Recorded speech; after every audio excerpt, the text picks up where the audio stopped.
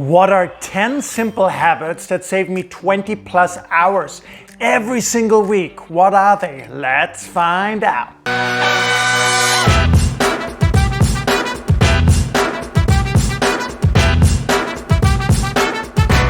So by the way, if you're new here, make sure to hit that subscribe button. Yeah, and by the way, watch the video until the end, because for every person, some of these habits work differently. Some of them will work for you, some will not for you. You might be an entrepreneur, a corporate professional, an expert, a coach.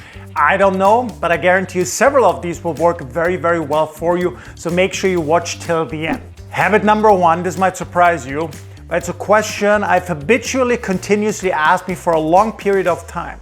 And it is there a faster way? Is there an easier way? Right? And this is really the ultimate question for all these habits. Because many things that you do throughout your day, there's actually a faster way. There's actually an easier way. You just got to start thinking about it. You got to look for it. All right?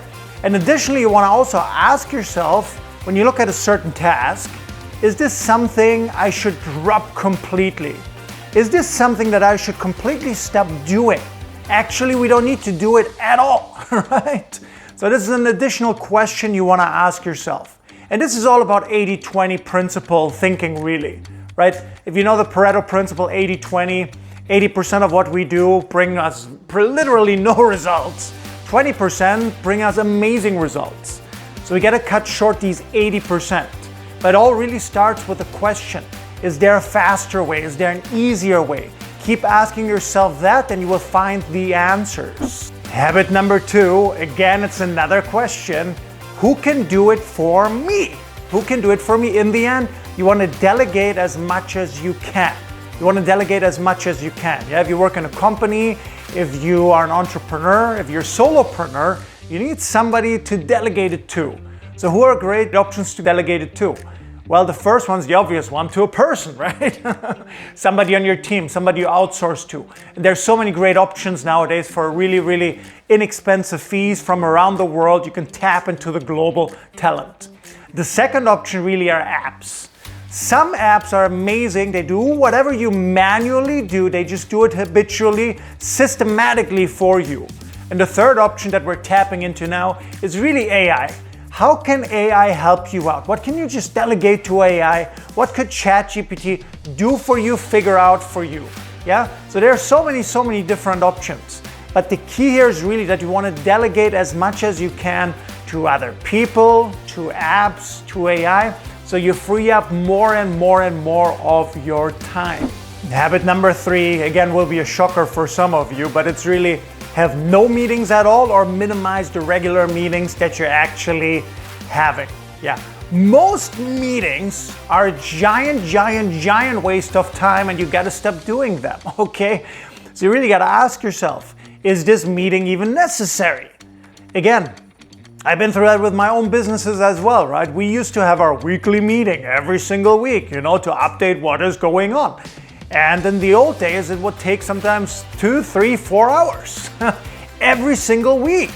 Yeah, for some of you, this might not sound like much, but this can be it's a giant amount of time.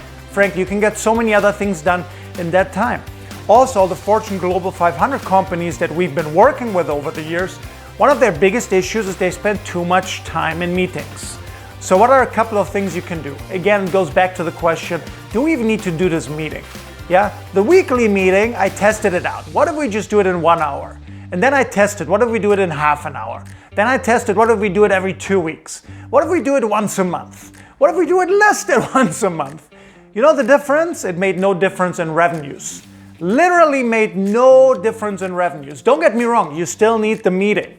Yeah, you still need to make core decisions. But it doesn't have to be an every single week meeting or a daily meeting for that matter. Yeah, make smart choices when it comes to your meetings. Are they really necessary? And here's another key question that I learned over the years. One of the most important one when it comes to meetings that will help you as well. Does this person actually have to be in the meeting? And this is especially critical for you if you're an entrepreneur or you have your small business, because whoever's in the meeting, you pay for their hours. You pay for them to be there. So wouldn't it be better if they did something more productive? So ask yourself, Does this person actually have to be in this specific meeting? Habit number 4, by default I say, and I recommend that you say as well, say no or say I'll think about it. All right, what is most people's default? Most people's default is to say yes. Right? Do you want to come to the party next week? Yes. Do you want to work on this project? Yes. Can you help me with this? Yes. Can you join the meeting? Yes. Right? And you can always soften the no. Oh no, I'm very sorry, but I'm too busy today. Right? I have too much on my plate right now. You can soften the no. You don't have to have the German style no. Right? That's the German way. It's not always good. I learned to soften the no as well. But by default, that's what you want to do. You don't want to be that yes person. I don't know if you've ever seen the movie Yes Man with Jim Carrey. Yeah, in that movie, it's a positive thing. In your productivity life, for your work, it's not a positive thing. If you always say yes to every single thing, okay? So by default, I recommend saying no or I'll think about it. Habit number 5, and this might be a true game changer for you. Yeah, but really check your email only once a day.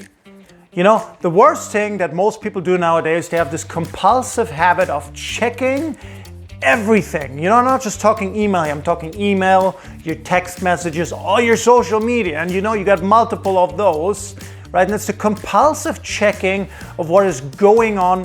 And you know, this habit, if you can really apply that right now, you feel like, I'm not spending that much time on social media, Ben. Are you sure about that? Yeah, just check your phone, check your health report.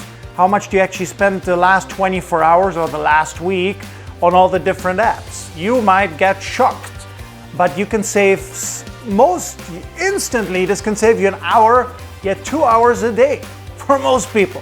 All right. So you got to really minimize the consistent, compulsive checking.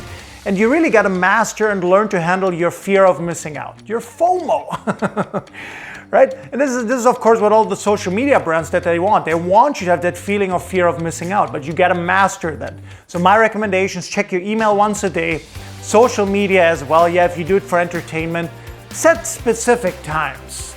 You know, like I'm going to check it, I don't know, before dinner or after dinner or shortly during my lunch break, but don't do it all the time, all right? Habit number 6, schedule ahead, plan ahead, way ahead. I really learned this habit, I have to say, from working with all these Fortune Global 500 companies, because it's just unbelievable when you work with them, how long they plan ahead. And everybody in the good ones, let's say the good ones, okay? Not all of them do it, but many do it. And so when you plan ahead, you know, you want to plan your head month ahead. 3 months ahead, 6 months ahead, a year ahead. You want to do that with everything, not just with your vacation, but you know, what book do you want to write, right? Which project do you want to work on? And for me, of course, it becomes easier because we have to always plan way ahead, often a year ahead, even for our corporate training schedule. But for you as well, it will save you a giant amount of time, make you more productive, yeah, if you just plan ahead more. Habit number 7, just order everything online, my friend. Order everything online. All right. The general rule for you from now on should be, if you can get it online, get it online. All right. Now I know what you might be thinking, but Ben, you know, what about all the shipping costs? And sometimes you send it and then you have to send it back. It's annoying. It's time wasting. No. Think about how much do you actually spend on transportation costs if you want to go to a certain place to buy whatever it is that you want to buy, right? And then also think about, on top of that, how much more time does that traveling actually cost you compared to trying it on in the office, testing it in the office, or trying it on at home, testing it at home, and then just sending it back, right? It's completely different if you really look at the numbers. But of course, because you're driving there, or you take a subway there, or whatever, you feel you're in movement, so you feel you're not really wasting money, but you do, yeah? So again, if you can get it online, get it online. Habit number 8, yeah, was a big game changer for me that I was not aware of, and that is really about simplify and organize all your stuff. Yeah, huge game changer, because if you have a mess, and it can be anywhere, this will actually eat your hours away. Yeah, it takes your attention away. You can't focus that well anymore. And I used to think, what's the big deal? You know, I used to be a rather messy person, and I was like, what's the big deal? It eats your hours away. So you gotta get organized, you gotta minimize, simplify everything, yeah? That goes for your email, that goes for your laptop, your computer, your Mac files. Everything that's on there, is that all a mess? Yeah, many of the companies we work with, when I look at people's laptop, I'm like, holy shit, it's too messy. The good ones are more organized, right? It goes for the stuff that you have at home. Most people have way too many things, way too many items, way too much stuff that they never use, and it weighs you down, it holds you back. You think it doesn't, but believe me, it does. Yeah, you want to minimize your wardrobe. There's a reason why some of the most successful people like Steve Jobs, right, they have the very, very simple wardrobe. So for you as well, simplify and organize. Habit number 9, another big game changer for me, and I think it will be for you too. Always give 2 or 3 options. Now, what do I mean by that? Let's say, for example, we want to go for dinner. You know, let's say you want to go for dinner with friends. Then the group chat, there's a consistent back and forth. What shall we eat? Where shall we go? What shall we do? Right? It takes forever. It takes forever. Work, the same thing, right? When should we meet? How long should the meeting be? Blah, blah, blah, blah, blah. Okay? And most people just openly, when should we have it? When should we have the meeting? When should we have the dinner? Don't ask these open-ended questions anymore. What I recommend you do, just give 2 to 3 options from now. Most people are terrible decision makers. Terrible decision makers. But, and here's the challenge, most people also have to be pushed into one decision. Do you know what I'm saying? Most people hate to be, okay, we're gonna do this at this time, and they don't like that either. But if you give 2 or 3 options, then they can decide. Yes, always do that from now. Give 2 or 3 options, then let them decide, but guaranteed it will save you time. Habit number 10, take a break every 60 to 90 minutes. Now, I know what you might be thinking, Ben, taking a break? That's how I waste time. That's not how I save time. That's how I waste more time. No, you're wrong. Sorry, my friend, but you're wrong. Okay, and you know this too, because you have had this in the past. If you work longer than 60 or 90 minutes, your brain starts running on autopilot. It's not that fresh. Your creativity drops. Yeah, your focus drops. And your output, your productivity is just gone. So what you want to do from now on, okay, you want to take a 5, 10, maybe even 15-minute break every 60 to 90 minutes. Because that way your brain can refresh itself. When you come back for the next 60 minutes, you can just go boom, boom, boom, boom, boom, and then take a break again. And then go boom, boom, boom, boom, boom, like a Formula 1 car, and then take a break again. All right, so take breaks every 60 to 90 minutes. So comment down below one time, what was your biggest takeaway? Which of these habits will you apply?